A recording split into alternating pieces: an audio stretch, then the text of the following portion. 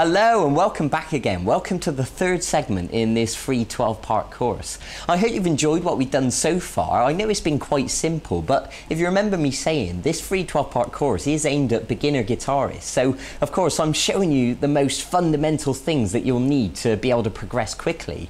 So I hope you've managed to practice tuning your guitar. I hope you've got an electric tuner by now. I hope you've practiced playing that little rock and roll riff that we learned a few days ago. And today I'm going to teach you how to play chords. Now, in case you don't know what chords are, it's when you hold more than one note down on the guitar at once and you strum all the strings, like this for example.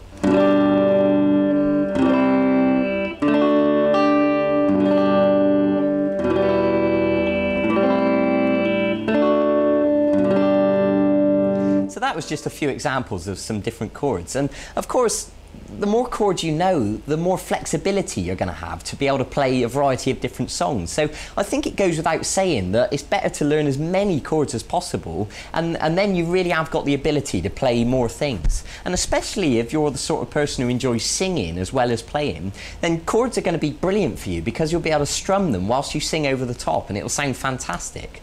But I want to start today by showing you three chords to begin with. I'm going to show you an E, an A, and a D chord.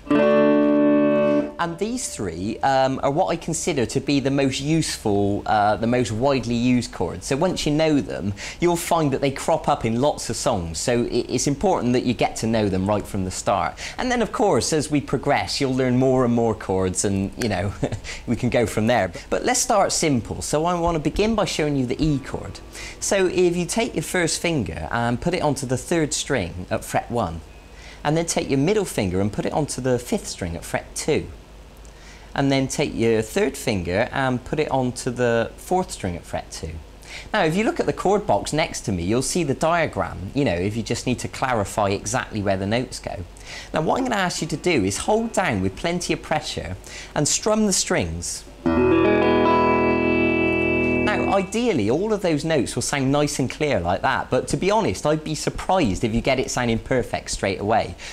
It'd be perfectly normal if it sounded more like this at first. Now let me explain some common mistakes that people make when learning chords. What you need to do is make sure you're holding down with the tip of your finger with plenty of pressure, and you need to arch these fingers up, and the reason for that is because you want plenty of space underneath the fingers. What we don't want to happen is for the back of these fingers accidentally to touch the next string and obstruct the note. So when you pluck each of the strings with the plectrum, it should sound nice and clear like that. So if any of these notes sound incorrect, it's probably because you're accidentally touching one of the strings with the back of your fingers accidentally, okay? So it might take a little bit of work and you'll need to shuffle your fingers around and get used to how to hold down the chord, but eventually you'll get it sounding nice and clear. So that's something to work towards. So the next chord I want to show you is the A chord, and it looks like this. So what I'm going to ask you to do is to put your first finger on the 4th string at fret 2, and the middle finger on the 3rd string at fret 2, and then the 3rd finger on the 2nd string at fret 2. So they're all at fret 2, but unfortunately there's not quite enough room really to fit them all in. Ideally we'd like to get them right next to the fret, but in reality what happens is we end up using them at an angle like this because that's the only way really to squash them in there. And of course everyone's hands are different, you know, if you've got skinny little fingers then you'll probably find it easier. So look at the chord chart next to me just to clarify what notes we're holding down. Now with the A chord we're just going to use 5 strings, and what I mean by that is we're not going to pluck the 6th string, we're just going to pluck the 5th string downwards like this. Okay, now of course, like I said before, it would be unusual if you got it sounding perfect straight away. You know, what usually happens, the back of this finger on an A chord accidentally touches the 1st string. So what I want you to do is make sure that the 1st string is open correctly as it should be. And if it is, then brilliant. And just pluck those 5 strings again, just to check it's okay. Okay, good. So now let's move on to the 3rd chord I'm going to show you, which is the D chord. So if you put your first finger on the 3rd string at fret 2. Now listen carefully to this, because some people get muddled up with this one. The middle finger goes onto the first string at fret 2, and then this third finger goes onto the second string at fret 3. Okay? Now the same thing applies, you know, arch these fingers up, hold down with plenty of pressure, and with the D chord we're just going to strum 4 strings. And what I mean is we're not going to pluck these 2 top strings. So 4, 3, 2, 1. Okay, so what I'd like you to do now is to stop the video and practice each one of these chords. The E chord with all the strings, the A chord with 5 strings, and the D chord with just 4 strings. And of course, with this video, you also downloaded a PDF document, and you can print that out, and it's got the diagrams there for you, so you can look at them next to you, so you don't have to keep rewinding the video. And practice them and get them sounding nice and clear.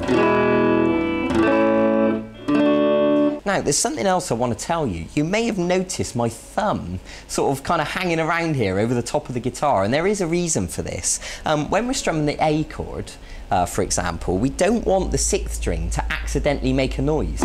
So what I'm doing is gently touching it just a little bit with the thumb, and that's enough just to mute the note, so it stops the 6th string from accidentally making a noise. And then when you strum all the 5 strings, then you know you're only just getting the correct notes that you want. So that's the reason for that.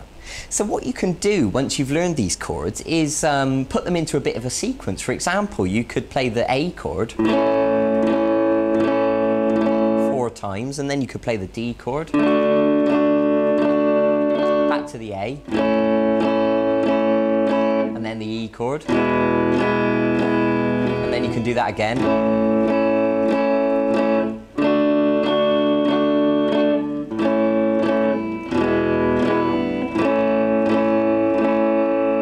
So you can begin practicing changing from one chord to the other, and you'll find that you'll get quicker and quicker at changing from shape to shape. Good. So that is a brilliant place to begin with chords. So I suggest you go and practice that now. Go and get on with it.